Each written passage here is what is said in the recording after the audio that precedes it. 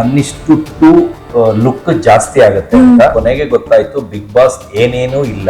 ಒಂದ್ ದಿವಸ ನಂದು ಕೊಟ್ಟಿದ್ದು ಅವತ್ತೇ ಮಾಯ ಆಯ್ತು ಅಲ್ಲಿಂದ. ಬರೀ ನಾಯಿ ಬಗ್ಗೆ ನಂಗೊಂದ್ ನಾಯಿ ಕೊಡ್ತೀರಾ, ಹೋದ್ಮೇಲೆ ಹತ್ತು ಕೊಡ್ತೀರಾ, ಬರ್ತಾ ಬರ್ತಾ ಬರ್ತಾ ಗಿಲ್ಲಿ ಜೊತೆ ಸೇರ್ಕೊಂಡು ನೀವು ಪ್ರಾಣ ಕೂಡ ಸ್ನೇಹಿತ ಆಗಿದ್ರು ಕೊಲೆ ಬೇಕಾದ್ರೆ ಮಾಡಿಸ್ಬೇಕು. ಕಾಮಿಡಿ ಮಾಡೋದು ಮಾತ್ರ ತೋರಿಸಿ ತೋರಿಸಿ ತೋರಿಸಿ ಆಚೆ ಅವನ್ನ ಹುಚ್ಚಿಗೇನು ಮಾಡಬೇಕು. ಹಾಯ್, ಎಲ್ಲರಿಗೂ ನಮಸ್ಕಾರ. MSN ಟಾಕ್ಸ್ಗೆ ಸ್ವಾಗತ. ಇವತ್ತು ನನ್ನ ಜೊತೆ viral social media viral star ಇವತ್ತು ನಮ್ಮ ಜೊತೆ ಇದ್ದಾರೆ. ಬಿಗ್ ಬಾಸ್ ಸೀಸನ್ 12 ಮುಗ್ದು ಆಲ್ರೆಡಿ 1 ವೀಕ್ ಆಗ್ತಾ ಬಂತು. ಆದ್ರೂ ಇವರೊಬ್ರದ್ ಮಾತ್ರ ಹವಾ ಕಮ್ಮಿ ಆಗಿಲ್ಲ. ಹಂಗಂತ ಇವ್ರು ವಿನ್ನರ್ ಅಲ್ಲ, 2ನೇ ವಾರದಲ್ಲೇ ಎಲಿಮಿನೇಟ್ ಆಗಿ ಆಚೆ ಬಂದಿದ್ದಾರೆ. ಬಟ್ ಸ್ಟಿಲ್ ಹವಾ ವೈರಲ್, ಸೋಷಿಯಲ್ ಮೀಡಿಯಾ ಫುಲ್ ಇವ್ರದೇ ಹವಾ. ಬೇರೆ ಯಾರು ಎಲ್ಲ ಇಷ್ಟೊತ್ತಿಗೆ ಆಗ್ಲೇ ನೀವು ಗೆಸ್ ಮಾಡಿಟ್ಟಿರ್ತೀರಿ. ಬಿಗ್ ಬಾಸ್ ಸೀಸನ್ 1ರಿಂದ 12 ಸೀಸನ್ವರೆಗೂ ಎಲಿಮಿನೇಟೆಡ್ ಕಂಟೆಸ್ಟೆಂಟ್ಸು 1-2 ವಾರ ಆಸುಪಾಸಲ್ಲೆಲ್ಲ ಡಿಸಾಲ್ವ್ ಆಗೋಗ್ತಾರೆ, ಅಂದ್ರೆ ನಮ್ಮಿಂದ ಕಣ್ಮರೆ ಆಗೋಗ್ತಾರೆ. ಇವರು ಬೇಡ ಆದ್ರೂ ನಮ್ ಕಣ್ಮುಂದೆ ಬರ್ತಿರ್ತಾರೆ ಅಂತ ಒಬ್ಬ ಸ್ಪೆಷಲ್ ಆರ್ಟಿಸ್ಟ್ ಅನ್ನೋದಕ್ಕಿಂತ ಐಷಾರಾಮಿ ಜೀವನ ಮಾಡ್ತಾ ಇರೋಂತ ನಮ್ಮ ವರ್ಲ್ಡ್ ಬೆಸ್ಟೆಸ್ಟ್ ಅನ್ನೋದಕ್ಕಿಂತ ಹೆಚ್ಚಾಗಿ world number 1 dog breeder Satish Cadabams ಅವ್ರು ನಮ್ಮ ಜೊತೆ ಇದ್ದಾರೆ. ನಿಮ್ಗೆ ಅನ್ನಿಸ್ತಾ ಇರ್ಬೋದು ಎಷ್ಟು ಸಲ ಮಾಡ್ತಾರಪ್ಪ ಇವ್ರ ಇಂಟರ್ವ್ಯೂ ಅಂತ. ನಮಗೆ ಹೆಂಗೆ ಕಂಟೆಂಟ್ ಮುಖ್ಯನೋ ಅವ್ರಿಗೆ ಹಾಗೆ ಪಬ್ಲಿಸಿಟಿ ಇಂಪಾರ್ಟೆಂಟ್, ಅವರೇ ಹೇಳ್ಕೊಂಡು ಬಂದಿರೋ ರೀತಿ. ಬಟ್ ಪಬ್ಲಿಸಿಟಿ ಅನ್ನೋದಕ್ಕಿಂತ ಇರೋ ವ್ಯಕ್ತಿತ್ವನ ಓಪನ್ ಬುಕ್ ಆಗಿ ಇಟ್ಕೊಳ್ಳೋ ಅಂತ ವ್ಯಕ್ತಿತ್ವ ಸತೀಶ್ ಅವ್ರದ್ದು. ಜಾಸ್ತಿ ತಡ ಮಾಡೋದು ಬೇಡ. ಫಸ್ಟ್ ಆಫ್ ಆಲ್ ಇವ್ರನ್ನೇನು ಇಂಟರ್ವ್ಯೂ ಮಾಡ್ತೀನಿ ಅನ್ಕೊಂಡಿದ್ದೀರಾ? ಖಂಡಿತ ತುಂಬಾ ಕಂಟೆಂಟ್ ಇದೆ ಮಾತಾಡೋ ಅಂಥದ್ದು. ಫಸ್ಟ್ ಅವ್ರನ್ನ ನಾವು MSN ಟಾಕ್ಸ್ಗೆ ಸ್ವಾಗತ ಮಾಡ್ಕೊಂಬೇಡ. ಸರ್ ನಮಸ್ತೆ, ಹೇಗಿದ್ದೀರಿ? ಸರ್ ಸೂಪರ್ ಆಗಿದ್ದೀನಿ ಸರ್. ನೀವು ಗಾಗಲ್ಸ್ ನ ಬಿಟ್ರೆ ಗಾಗಲ್ಸ್ ನಿಮ್ನ ಬಿಡಲ್ಲ ಬಿಡಿ. ಇಲ್ಲ, ನಾನು ಅದನ್ನ ಬಿಡಲ್ಲ ಅಷ್ಟೇ. ಯಾಕಂದ್ರೆ ಪಬ್ಲಿಕ್ ಮುಂದೆ ನಾನು ಹಂಗೆ ಕಾಣೋದಕ್ಕೆ ಇಷ್ಟಪಡಲ್ಲ. ಕೂಲಿಂಗ್ ಗ್ಲಾಸ್ ಅಲ್ಲೇ ಕಾಣಕ್ಕೆ ಇಷ್ಟ. ಅಲ್ಲ, ಏನಕ್ಕೆ ಸರ್ ಯಾವಾಗ್ಲೂ ಗಾಗಲ್ಸ್ ಹಾಕೊಂಡಿರೋದು? ನನ್ಗೆ ಇದು ಹಾಕೊಂಡ್ರೆ ಒಂದು ಎಲ್ಲಾರ ಫ್ರೆಂಡ್ಸ್ ಎಲ್ಲ ಹೇಳೋದು 1:2 ಲುಕ್ ಜಾಸ್ತಿ ಆಗುತ್ತೆ ಅಂತ. ಅದರಿಂದ ನಾನು ಇದನ್ನ ಹಾಕೊಂಡೆ ಎಲ್ಲ ಕಡೆ ಇಂಟರ್ವ್ಯೂ ಕೊಡ್ತೀನಿ. ವೆರಿ ನೈಸ್ ಸರ್, ಹೀಗೆ ಕೊಡಿ, ನಾವು ಹೀಗೆ ನಿಮ್ಮ ಇಂಟರ್ವ್ಯೂ ಮಾಡ್ತೀವಿ ಸರ್. ಓಕೆ, ಈಗ ಎಲ್ಲರಿಗೂ ಒಂದು ಪಬ್ಲಿಕ್ಗೆ ಒಂದು ಸ್ಪೆಷಲ್ ಏನಪ್ಪಾ ಅಂತಂದ್ರೆ ಏನಕ್ಕೆ ಇಂಟರ್ವ್ಯೂ ಕೂರಿಸ್ತಿದ್ದಾರೆ, ಏನ್ ಮಾತಾಡ್ಬೋದು ಅಂತ ಇರುತ್ತೆ. ಫಸ್ಟ್ ಪಾಯಿಂಟ್ ನಂಬರ್ 1, ಗಿಲ್ಲಿ ಗೆಲ್ಲಲ್ಲ, ಗಿಲ್ಲಿಗೆ ಅರ್ಹತೆ ಇಲ್ಲ, ಅವನಿಗೆ ಯೋಗ್ಯತೆ ಇಲ್ಲ, ಗಿಲ್ಲಿ ಸುಳ್ಳ, ಗಿಲ್ಲಿ ಮೋಸಗಾರ. ಇದು ನೀವು ಕೊಟ್ಟಂತಹ ಸ್ಟೇಟ್ಮೆಂಟ್. ಜನರೇ, ನಾನಲ್ಲ, ಜನರೇ ನಮ್ಮ ಸ್ಟೇಟ್ಮೆಂಟ್.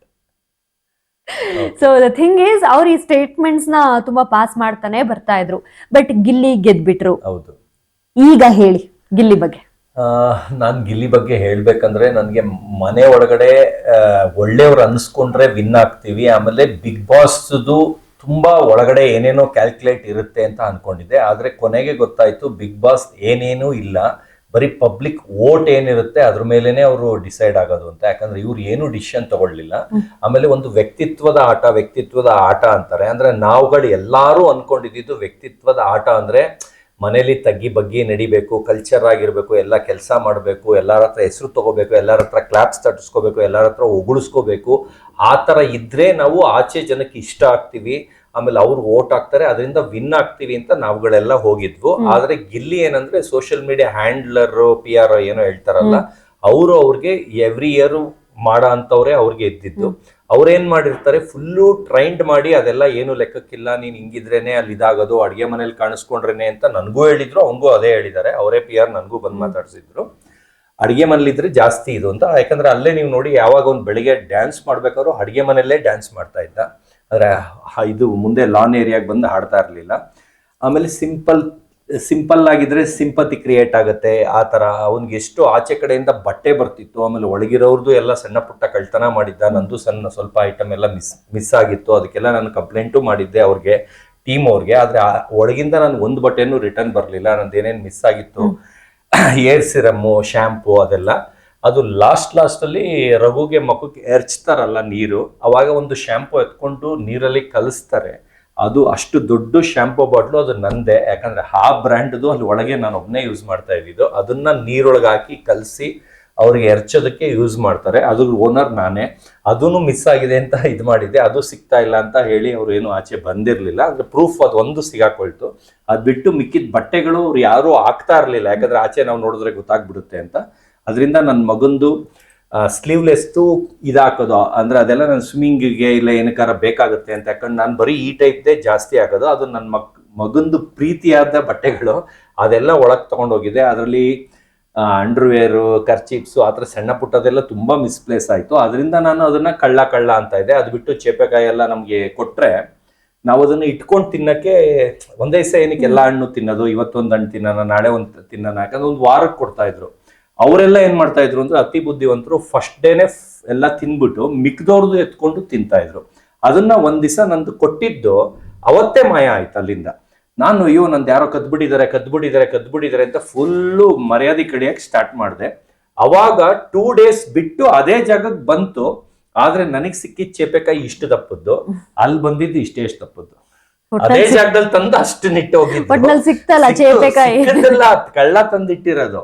ಕಳ್ಳನೇ ತಂದಿಟ್ಟಿರೋದು ಆ ತರ. ಯಾಕಂದ್ರೆ ಒಂದು ಮನೆ ನೀಟ್ನೆಸ್ ಆಗ್ಲಿ, ಒಂದು ಕೆಲಸ ಮಾಡೋದಾಗ್ಲಿ, ಏನ್ ಹೇಳಿದ್ರು ಕೆಲಸ ಮಾಡ್ತಾ ಇರ್ಲಿಲ್ಲ. ಆಮೇಲೆ ಎಲ್ಲಾರ್ಗು ಕೀಳಾಗಿ ಮಾತಾಡೋದು, ತುಂಬಾ ಕೆಟ್ಟದಾಗಿ ಮಾತಾಡೋದು, ಅದನ್ನೆಲ್ಲ ಆಚೆ ತೋರಿಸ್ತಾನೆ ಇರ್ಲಿಲ್ಲ ಸ್ಟಾರ್ಟಿಂಗ್ ಡೇಸ್ ಅಲ್ಲಿ. ಅಂದ್ರೆ ಬರೀ ಅವ್ನು ಕಾಮಿಡಿ. ಅವಾಗ ಏನಾಗುತ್ತೆ, ಜನಕ್ಕೆ ಅದೇ ಒಳ್ಳೆಯವನು ತರ ಪೋರ್ಟ್ರೇಟ್ ಆಗೋಯ್ತು. ಮಿಕ್ಕದವ್ರದೆಲ್ಲ ಏನಂದ್ರೆ ನಾವೀಗ 3 ಸಲ 4 ಸಲ ನಾನು ಕಿಚ್ಚನ ಚಪ್ಪಾಳೆ ತರ ಇಡೀ ಮನೇನ ಅಷ್ಟು ನೀಟಾಗಿ ನನ್ಗೆ ವಹಿಸಿದ ಕೆಲಸ ಮುಗಿದು ಆಗೋಗಿರುತ್ತೆ, ಸುಮ್ನೆ ಫ್ರೀ ಕೂತಿರ್ತೀನಿ.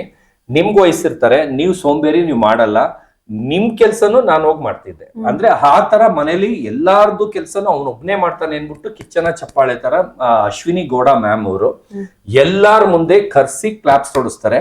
ಅವಾಗ ಒಂದ್ಸಲಿ ಕಣ್ಣೀರು ಬರುತ್ತೆ. ನಾನು ಲೈಫಲ್ಲಿ ಅಳಲ್ಲ ಅಂತಾನೆ ಹೋಗಿದ್ದು, ಆದ್ರೆ ಆ ಪ್ರೀತಿಗೋಸ್ಕರ ಅಳು ಬರುತ್ತೆ. ಅಂತ ಸೆಂಟಿಮೆಂಟ್ ಅದೆಲ್ಲ ಅಲ್ಲಿ ತೋರಿಸಿಲ್ಲ. ಆಮೇಲೆ ಎಷ್ಟೊಂದು ಒಳ್ಳೊಳ್ಳೆ ಕೆಲಸ ನಾನು ಮಾಡಿ ಫಸ್ಟ್ ವೀಕ್ ಅಲ್ಲಿ ಫುಲ್ ಸೆಂಟರ್ ಆಫ್ ಅಟ್ರಾಕ್ಷನ್ ಆಗಿರ್ತೀನಿ. ಬಂದ್ ಎಲ್ಲಾರು ನನ್ನ ಹತ್ರ ಆ ನಾಯಿ ಎಲ್ಲಿ ತರ್ಸಿದ್ರಿ, ಈ ದೇಶ ಬಂತು, ಅದೆಲ್ಲ ದೇಶದ ಬಂತು, ಏನ್ ಅವಾರ್ಡ್ ಬಂತು, ಬರೀ ನಾಯಿ ಬಗ್ಗೆ ನಂಗೊಂದು ನಾಯಿ ಕೊಡ್ತೀರಾ, ಹೋದ್ಮೇಲೆ ಅದು ಕೊಡ್ತೀರಾ, ನಂಗೊಂದು ಕೊಡಿ ಅಂತ ಬರೀ ನನ್ನೇ ಸೆಂಟರ್ ಆಫ್ ಅಟ್ರಾಕ್ಷನ್ ತರ ಫಸ್ಟ್ ವೀಕ್ ಅಲ್ಲಿ ಇತ್ತು. ಆದ್ರೆ ಅದು ಬರ್ತಾ ಏನಾಗೋಯ್ತು, ಮಂಜು ಭಾಷಿಣಿ ಅವರು ಹಂಗೆಲ್ಲ ಮಾಡ್ತಾ ಇದ್ರೆ ಅವನೇ ಹೈಲೈಟ್ ಆಗ್ತಾ ಇರ್ತಾನೆ ಅಂದ್ಬಿಟ್ಟು ಎಲ್ಲಾರನ್ನು ಕಟ್ ಮಾಡಕ್ ಸ್ಟಾರ್ಟ್ ಮಾಡಿದ್ರು. ಹಂಗೆ ಎಲ್ಲ ಸಪ್ರೇಟ್ ಆದ್ರು. ಅದರಲ್ಲಿ ಆಕ್ಟರ್ಸ್ ಅನ್ನೋರೆಲ್ಲ ತಲೆ ಮೇಲೆ ಏನೋ ಕೊಂಬಿದ್ದಂಗೆ ಅವರೆಲ್ಲ ಒಂಟ್ರೂಪ್ ಆಗೋದ್ರು. ನಾವು ಸಪ್ರೇಟ್ ಯಾರ್ಯಾರು ಬಂದಿದ್ವಿ, ರಕ್ಷಿತಾ, ನಾನು, ಆಮೇಲೆ ಮಿಕ್ದವ್ರು ಯಾವ ಫೀಲ್ಡ್ ಇಂದ ಬಂದಿದ್ರು, ಅಶ್ವಿನಿ ಗೌಡ ಮ್ಯಾಮ್, ಮಿಕ್ದವ್ರೆಲ್ಲ ಸಪ್ರೇಟ್ ತರ ನಮ್ನ ಒಂಥರ ಕೇವಲವಾಗಿ ನೋಡ್ತಾ ಇದ್ರು. ಇವರೆಲ್ಲ ಆಕ್ಟರ್ಸ್, ಧನು, ಅಭಿಷೇಕ್, ಆಶ್, ಇವರೆಲ್ಲ ಒಂದ್ ಕಡೆ ಸೇರ್ಕೊಂಡ್ಬಿಟ್ರು. ಅದ್ರಲ್ಲಿ ಬಂದು ಚಂದ್ರಪ್ರಭಾ ನನ್ಗೆ ಜೋಡಿ ಇದ್ರು.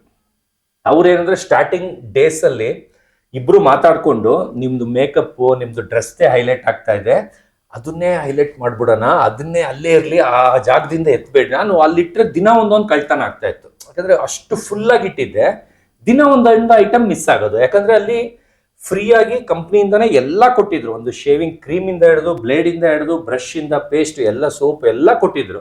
ಇದ್ರೂನು ಎಲ್ಲ ನಂದಕ್ಕೆ ಕೈ ಹಾಕಿ ಅದು ಎತ್ಕೊಂಡು ಯೂಸ್ ಮಾಡಿ ಅಲ್ಲೇ ಇಡ್ತಾ ಇರ್ಲಿಲ್ಲ. ಅದು ಹಂಗೆ ಅಭ್ಯಾಸ ಆಗ್ಬಿಡೋದು. ನನಗಲ್ಲಿ ಕೌಂಟ್ ಕಡಿಮೆ ಆಗ್ತಾ ಇತ್ತು. ನಾನು ಅದಕ್ಕೆ ಹೋಗ್ಬಿಟ್ಟು ಎಲ್ಲ ಎತ್ಕೊಂಡು ನನ್ನ ಡ್ರಾಯರ್ ಅಲ್ಲೇ ಇಟ್ಕೊಂಡ್ಬಿಡ್ತೀನಿ. ಇಲ್ಲಿ ಬೇಡ, ಟಾಯ್ಲೆಟ್ ಹತ್ರ ಬೇಡ ಅಂದ್ಬಿಟ್ಟು ಎತ್ಕೊಂಬರಕ್ ಹೋಗ್ತೀನಿ. ಚಂದ್ರಪ್ರಭಾ ಅವ್ರು ಹೇಳ್ತಾರೆ, ನೋಡು ನೀನು ಅದರಿಂದನೇ ಫೇಮಸ್ ಆಗ್ತಾ ಇರೋದು, ಅದೇ ಹೈಲೈಟ್ ಆಗೋದು, ಅದು ನಿಂದು ಮೆಡಿಕಲ್ ಸ್ಟೋರ್ ಅಂತಾನೆ ಹೆಸರಿಟ್ಟಿದ್ದೀನಿ, ಅದಕ್ಕೆ ಇಲ್ಲೇ ಇಟ್ಬಿಡು, ಅದನ್ನ ಎತ್ತಬೇಡ, ಅದನ್ನ ಇಟ್ಕೊಂಡೆ ಕಂಟೆಂಟ್ ಆಚೆ ಕೊಡೋಣ ಅಂದ್ಬಿಟ್ಟು ಡೇ 1 ಇಂದಾನೆ ಮಾತಾಡ್ತಾ ಇದ್ರು ನನ್ನ ಜೊತೆ. ನನಗೆ ಇದೆಲ್ಲ ಎಲ್ಬೋರ್ಡು, ಯಾಕಂದ್ರೆ ನಾನು ಆರ್ಟಿಸ್ಟ್ ಇಂದ ಬಂದಿಲ್ಲ, ಆಕ್ಟರ್ ಆಗಿ ಅಷ್ಟೊಂದು ಇದಾಗಿ ಬರ್ಲಿಲ್ಲ ನಾನು. ಅವ್ರು ಹೇಳಿದ್ನೇ ನಂಬ್ಕೊಂಡು ಅವ್ರು ಹೇಳ್ತಾ ಇದ್ರು, ನಾನು ಏನ್ ಹೇಳಿದ್ರು ನೀನ್ ನಗ್ತಾ ಇರೋ ಅಂತ. ಅಂದ್ರೆ ಮೇಕಪ್ ಅದು ಇದು ಅಂದ್ರೆ ಸುಮ್ನೆ ನಗ್ತಾ ಇರೋ ಅಷ್ಟೇ, ನಾನು ಮಿಕ್ಕಿದ್ ನಾನು ತಗೊಂಡ್ ಹೋಗ್ತೀನಿ ಅಂತ ಹೇಳ್ತಾ ಇದ್ರು. ಅದನ್ನ ಕಂಟಿನ್ಯೂಟಿ ಅದು ದಿನ ನಡೀತಾ ಇತ್ತು. ಅವಾಗ ಏನಂದ್ರೆ ನಾನು ಅವ್ರನ್ನ ಇಷ್ಟಪಟ್ಬಿಟ್ಟಿದ್ದೆ, ಎಷ್ಟು ಒಳ್ಳೆಯವರು, ಹಂಗೆ ಹಿಂಗೆ ಅಂತ ಅಷ್ಟು ಪ್ರೀತಿ ಕೊಡ್ತಾ ಇದ್ದೆ, ಅಷ್ಟು ಅಟ್ಯಾಚ್ಮೆಂಟ್ ಬೆಳೆಸ್ಕೊಂಡಿದ್ದೆ ಅವ್ರ ಕಂಡ್ರೆ. ಅವ್ರೇನಾಯ್ತು, ಬರ್ತಾ ಗಿಲ್ಲಿ ಜೊತೆ ಸೇರ್ಕೊಂಡ್ರು.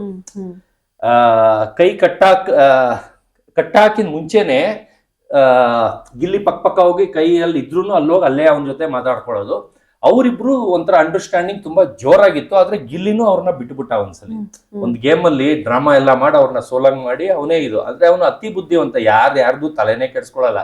ನೀವು ಪ್ರಾಣ ಕೂಡ ಸ್ನೇಹಿತ ಆಗಿದ್ರು ಕೊಲೆ ಬೇಕಾದ್ರೆ ಮಾಡಿಸ್ಬಿಡು. ಅಂದ್ರೆ ಆ ತರ ಅಟ್ಯಾಚ್ಮೆಂಟ್ ಇಲ್ದೇ ಇರೋ ಹುಡುಗ ಅವರು. ಆಮೇಲೆ ಈ ಒಂದು ಏನು ಅಂದ್ರೆ ಎಲ್ಲ ತಿಳ್ಕೊಂಡು ಇರೋ ಫ್ಯಾಮಿಲಿ, ಒಂದು ಕಲ್ಚರ್ ಫ್ಯಾಮಿಲಿ ಅಂತ ನನ್ಗೆ ಅನ್ನಿಸ್ಲೇ ಇಲ್ಲ. ಯಾಕಂದ್ರೆ ಒಂದು ಏನಾರ ಒಂದು ಬಟ್ಟೆ ಹೋಗಿ ಅಂದ್ರೆ ಹಾಕೊಂಡು ಕಾಲಲ್ಲಿ ತುಳಿಯೋದು ಅದನ್ನ, ಆಮೇಲೆ ಯಾರ ಕಸ ಗುಡ್ಸು ಅಂದ್ರೆ ಸುಮ್ನೆ ಹಿಂಗ್ ಅನ್ಕೊಂಡು ಅಲ್ಲಲ್ಲೇ ಬಿಟ್ಬಿಟ್ಟು ಹೋಗ್ಬಿಡೋದು. ಅದ್ರ ನೆಕ್ಸ್ಟ್ ಸಲಿ ಸರಿಗ್ ಮಾಡಲ್ಲ ಅಂತ ಹೇಳಲೇಬಾರ್ದು. ಆ ತರ ಅಂದ್ರೆ ಅದು ಬೇರೆಯವ್ರಿಗೆ ಅದನ್ನೂ ಕಾಮಿಡಿ ಅನ್ನಿಸ್ಬೋದು, ನನಗೆ ಅದು ಕಚ್ಚಡ ಬುದ್ಧಿ ಅಂತ ಅನ್ಸುತ್ತೆ. ಆ ತರ ಅದು ಬಿಟ್ಟು ಒಂದೊಂದು ಮಾತು ನಾವೇನಾರು ಹೇಳ್ತಾ ಇದ್ರೆ ಅದನ್ನ ಕೇಳಿಸ್ಕೊಳ್ಳೋ ಕೆಪಾಸಿಟಿನೂ ಇರಲಿಲ್ಲ. ಒಂದೊಂದು ನಾವು ಹೇಳಕ್ ಹೋದ್ರೆ ಥೂ ಅಂದ್ಬಿಟ್ಟು ಅಲ್ಲಲ್ಲೇ ನಮಗೆ ಮೂಡ್ ಆಫ್ ಮಾಡ್ಬಿಡೋದು, ಡಲ್ ಆಗೋದು. ಇವಾಗ ನೀವು ನೋಡಿ ಎಷ್ಟು ಚೆನ್ನಾಗಿ ಇಂಟರ್ವ್ಯೂ ಮಾಡಿದ್ರಿ, ಎಷ್ಟು ಚೆನ್ನಾಗಿ ನಾನು ಆನ್ಸರ್ ಮಾಡ್ತಾ ಇದ್ದೀನಿ. ಅದೇ ನೀವು ಏನಾದ್ರು ರಾಂಗ್ ಕ್ವಶನ್ ಕೇಳಿದ್ರೆ ನನಗೆ ಮೂಡೇ ಬರೋದಿಲ್ಲ, ನಾನು ಅದಕ್ಕೆ ಆನ್ಸರ್ ಮಾಡೋಕ್ಕೂ ಆಗಲ್ಲ, ಇಂಟ್ರೆಸ್ಟು ಬರಲ್ಲ, ಎದ್ದೊಟ್ಟೋಗ್ತೀನಿ. ಆ ಥರ ಎಲ್ಲಾರನ್ನೂ ಮೂಡ್ ಆಫ್ ಮಾಡ್ತಿದ್ದ, ನಾನು ಒಬ್ಬನ್ನೇ ಅಲ್ಲ. ಅದು ಡೇ 1 ಇಂದ ಮಾಡ್ತಿದ್ದ. ಆದ್ರೆ ಬಿಗ್ ಬಾಸ್ ಟೀಮ್ ಅವರು ಆಚೆ ಅದನ್ನ ತೋರಿಸಿಲ್ಲ. ಬರೀ ಅವನು ಒಳ್ಳೇದು ಕಾಮಿಡಿ ಮಾಡೋದು ಮಾತ್ರ ತೋರಿಸಿ ಆಚೆ ಅವನ್ನ ಹುಚ್ಚಿಡಿಯಂಗ್ ಮಾಡ್ಬಿಟ್ರು. ಆಯ್ತಾ. ಆದ್ರೆ ಏನೇ ಆದ್ರೂ ಅಶ್ವಿನಿ ಗೌಡ ಅವರು ನನಗೆ ಬಿಟ್ಕೊಡ್ಲಿಲ್ಲ ಲಾಸ್ಟ್ವರ್ಗು. ಲಾಸ್ಟ್ ದಿನ ನನ್ನ ಆಚೆ ಬರೋವರೆಗೂ ಕಾಕ್ರೋಚ್ ಸುದಿ ಅವರು, ಅಶ್ವಿನಿ ಗೌಡ ಅವ್ರು ಇಬ್ಬರೇ ನನ್ನ ಪರವಾಗಿ ಮಾತಾಡಿದ್ದು. ಅವನ ಮನೆಗೆ ಜೆಂಟ್ಲ್ಮೆನ್ನು, ಅವನು ಒಳ್ಳೆಯವನು ಅಂತ ಅವರಿಬ್ಬರೇ ಮಾತಾಡಿದ್ದು. ಆದ್ರಿಂದ ನಾನು ಅವರಿಬ್ಬರಿಗೂ ಸ್ಟ್ಯಾಂಡ್ ತಗೊಂಡೆ. ಕಾಕ್ರೋಚ್ ಸುದಿ ಇರೋರ್ಗೂ ಕಾಕ್ರೋಚ್ ಸುದಿ ಅವರು ಅಶ್ವಿನಿ ಗೌಡ ಅವ್ರು ಗೆಲ್ಬೇಕು ಅಂತ ಹೇಳ್ತಿದ್ದೆ. ಕಾಕ್ರೋಚ್ ಸುದಿ ಅವ್ರು ಆಚೆ ಬಂದ್ಮೇಲೆ ಅಶ್ವಿನಿ ಗೌಡ ಅವರು ರಕ್ಷಿತಾ ಅವರೇ ಗೆಲ್ಬೇಕು ಅಂತ ಸ್ಟ್ಯಾಂಡ್ ಅವಾಗ ಏನ್ ತಗೊಂಡಿದ್ದೆ, ಎಂಡ್ವರೆಗೂ ಅದೇ ಸ್ಟ್ಯಾಂಡಲ್ಲಿದ್ದೆ. ಅವರು ಫ್ಯಾನ್ಸ್ಗಳು ಬಾಯಿಗೆ ಬಂದಂಗೆ ಬೈದ್ರು, ಕೆಟ್ಟದಾಗೆ ಕೊಲೆ ಬೆದರಿಕೆ ಹಾಕಿದ್ರು, ಬಡಿತೀನಿ ಅಂದ್ರು. ಆಮೇಲೆ ಇನ್ನ ಕೆಟ್ಟದಾಗೆಲ್ಲ ಟ್ರೋಲ್ ಮಾಡಕ್ ಸ್ಟಾರ್ಟ್ ಮಾಡಿದ್ರು. ನಾನು ಅದಕ್ಕೆಲ್ಲ ಯಾವ 1 ಪೈಸನು ಕೇರು ಮಾಡಿಲ್ಲ. ಅವ್ರ ಮೇಲೆಲ್ಲರೂ ಈಗ FIR ಮಾಡಿದ್ದೀನಿ, 80 ಜನದ ಮೇಲೆ ಕೇಸ್ ಹಾಕಿದ್ದೀನಿ. ಈಗ ಎಲ್ಲಾರನ್ನು ಅರೆಸ್ಟ್ ಮಾಡಿ ಬಂದ ಮೇಲೆ ಮಿಕ್ಕಿದ್ ನನ್ನ ಮಾತು.